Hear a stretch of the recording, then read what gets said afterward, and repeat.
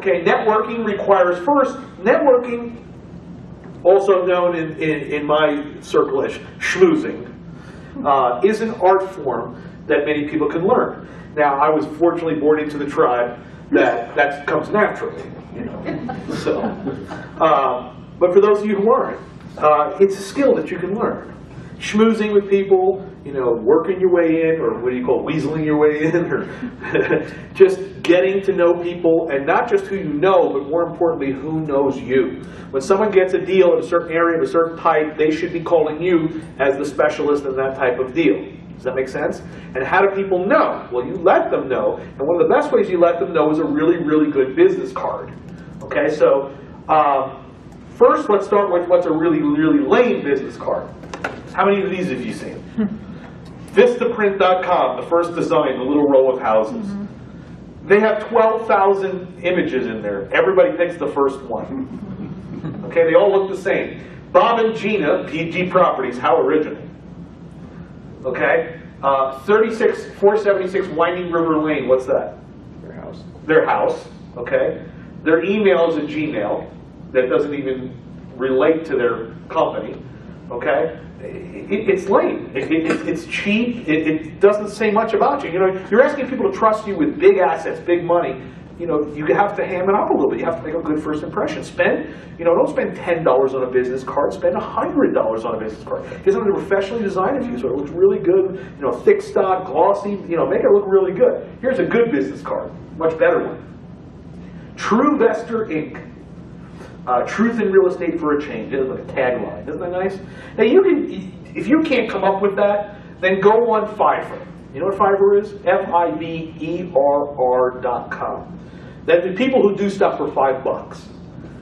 So you type in, I need a tagline for my business. You pay someone $5. They come up with one. You don't like it? You hire someone else for $5. There's 100 people who will do it for $5. Or you need a logo, or you need your business card design. $5, $5.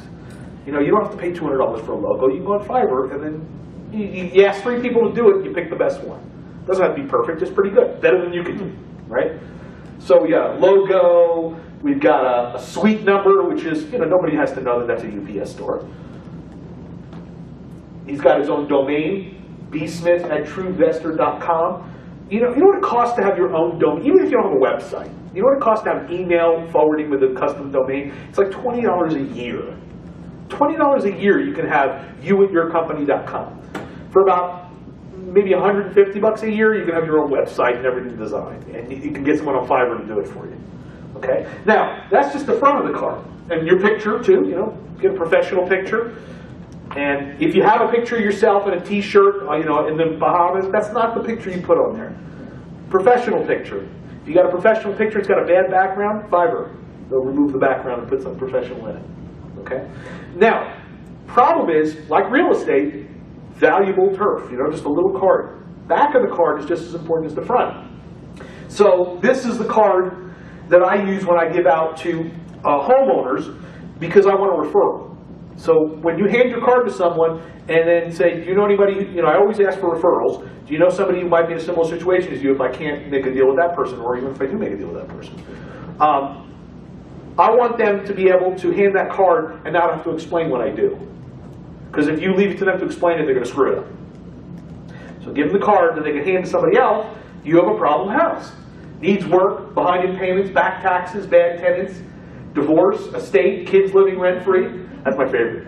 I get more of those deals than any other deal. You know, someone who calls me up and says, my kids live in the property and I want to sell it. Because they don't have the guts to protect their own kids, they sell the house. Very common scenario. We buy problem houses. Okay, feel free to steal that.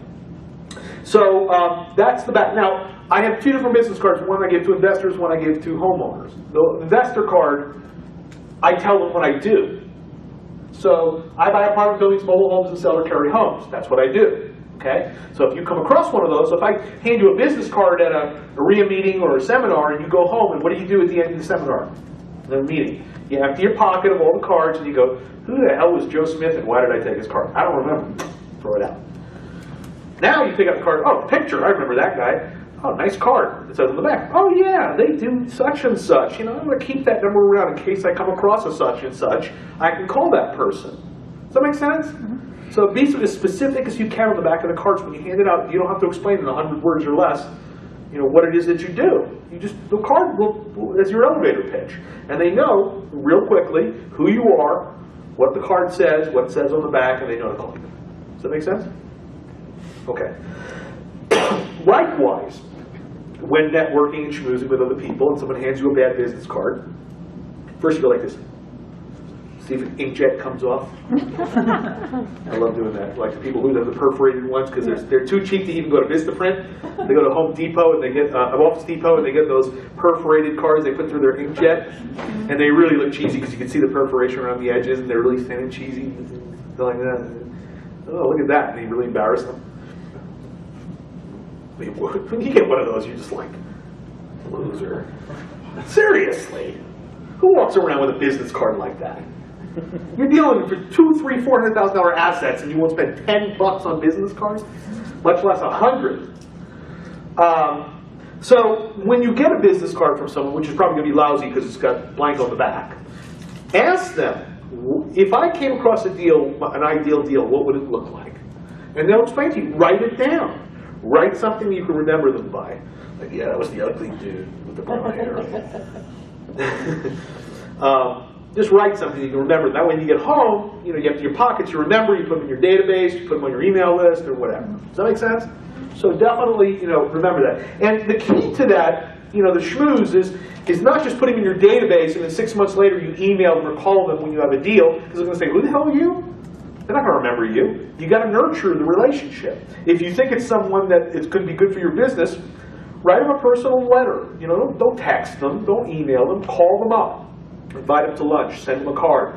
We lose this communication in this digital age. Everybody's with texting and emailing. And the purpose of texting and emailing is to say, when can I call you? And the purpose of the call is what?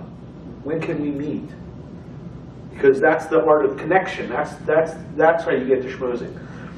All right, so key to it, really good business card, follow-up, nurturing, have a newsletter, send these people on your list articles that are relevant, or a blog, or something to keep them warm, keep them, remembering who you are.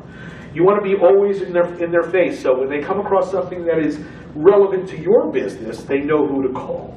Does that make sense? Okay.